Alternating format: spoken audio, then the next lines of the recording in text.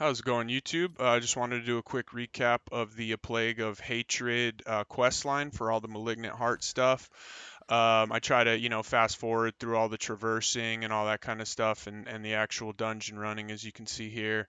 And then just, then we go normal speed once we get to the actual mechanic of, whatever it is we're doing. They're all pretty similar.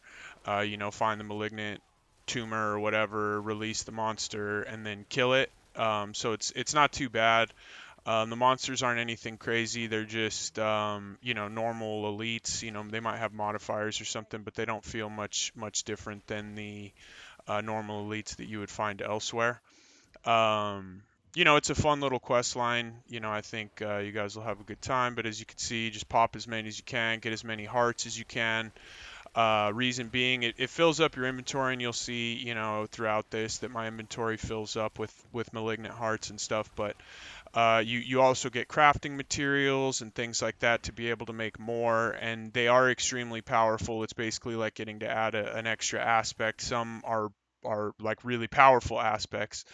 So it's pretty cool. But here is where you get to these growths, and you use these injector looking things, invokers, and I was assuming that you had to inject it, so I kept throwing it on the ground. But the way that it works is if you have an invoker in your inventory of a matching color, so that one was purple and I used my purple one, that's how that works. So you don't have to necessarily inject it or anything like that. You just have to have the corresponding color in your inventory, and then it will automatically apply the invoker to the little bubble, and then pop the tumor.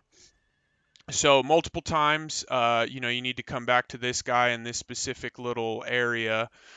Here you need to craft a malignant invoker, I believe. I think I make a mistake and craft one of the hearts.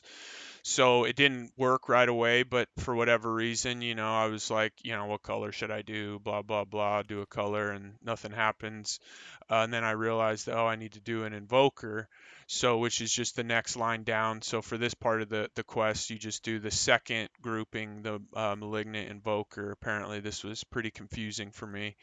Um, and then we come in and just do a purple, and those are all the ichors that you, or maybe I don't do a purple, but those are the ichors that you pick up in those malignant dungeons. They just fall on the ground and they just go right into your inventory, so you may have already been picking them up if you've been running some of these mechanics. But yeah, so that's all that is. And then now I'll just kind of let the video play out. I speed it up, like I said, on the traverse to the location, slow it down at the actual location.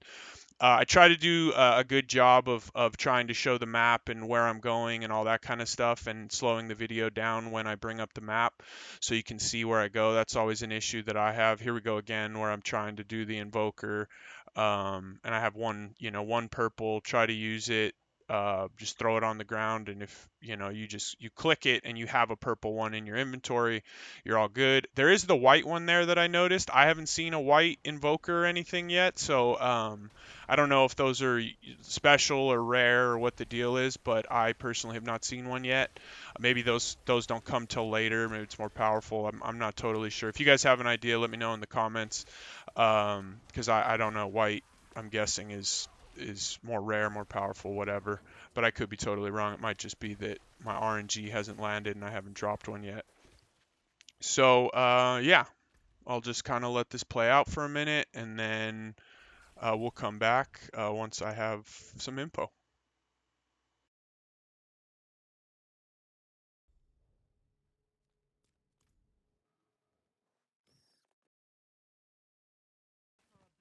All right, and we are back to our guy over here. There's some monsters waiting for you that you need to kill. You run through a couple hearts. I don't know if there's always the two or what the deal is. I just popped them both at once. If it's easier to just kill one at a time, then do that. Just based on the way the sorcerer works, it was easier just to pop them both, freeze them, and then smoke them. So we get our hearts, and back over here. Now I couldn't quite figure out exactly what the deal was, but there's a note hanging. Oh, see, I guess I got that one pretty quick. It felt like I didn't know what was going on when I was doing it. But you get the note, and then you come and meet him over here. He opens up this dungeon for you that you go running into.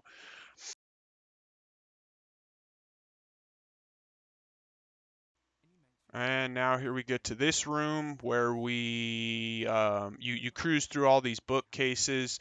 You can see them kind of they highlight here on the wall, and you just go and click on each one. You can read the little thing if you want. Unfortunately, once I finished the campaign, I wasn't super into the lore. That feels a little disconnected.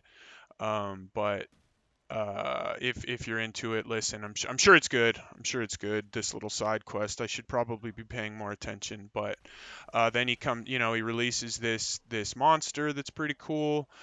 And then he eventually, or she, or whatever it is, comes out.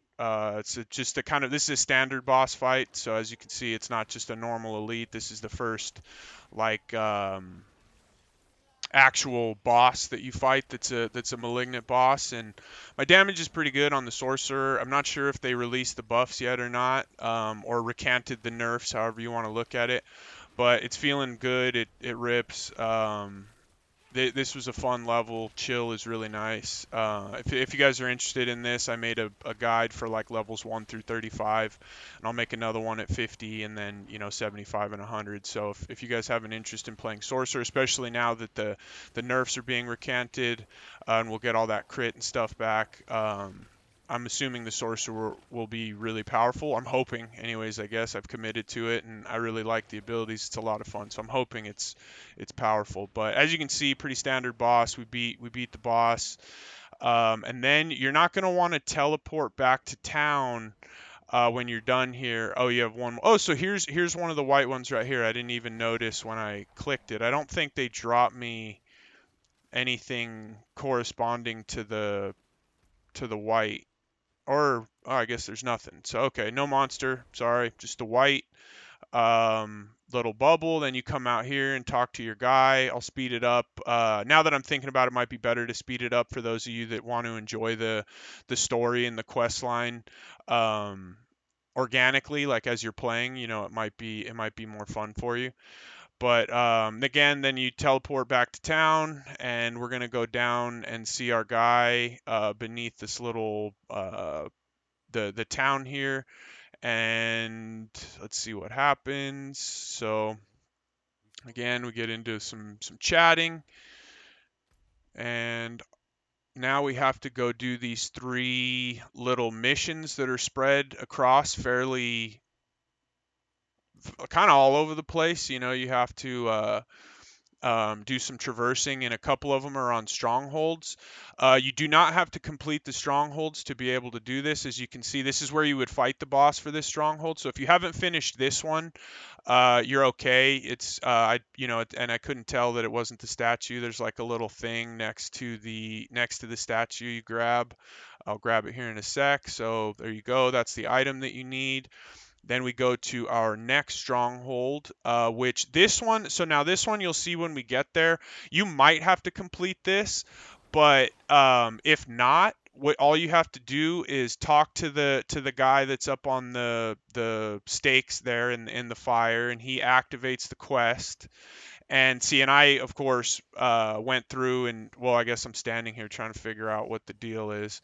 And I don't necessarily recall doing this one in season 0, but we start in the bottom left and just kind of go counterclockwise around. And of course, the last one that we unlock is this one, and this is where our mission item is. I don't know if that would change or not, but I would say that if you're not trying to complete the stronghold, just do that one all the way to the left there.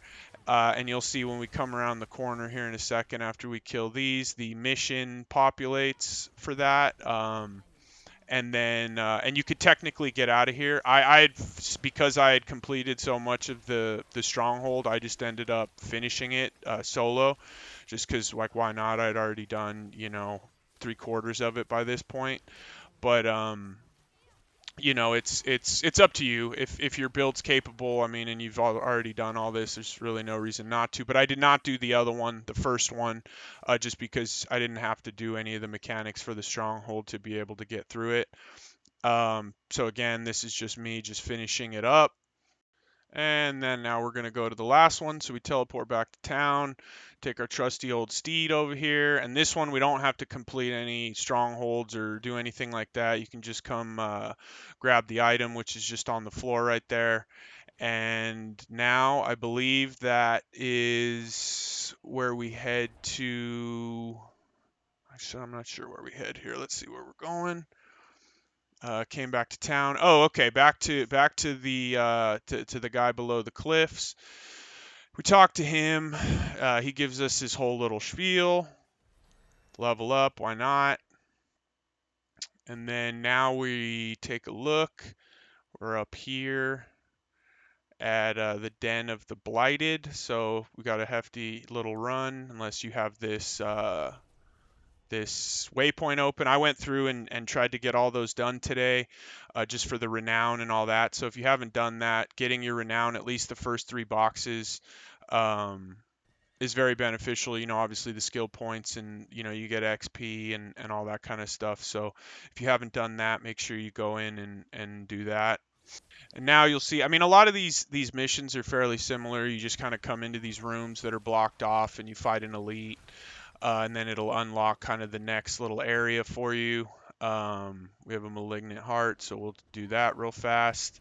I don't know if these are essential to do these during these. I'm assuming that it's just, you know, to get the heart and to get whatever, but I don't think you necessarily have to do those if you don't want to. If they're too difficult, or maybe you have a ton of hearts, you have what you need, and you're just trying to level.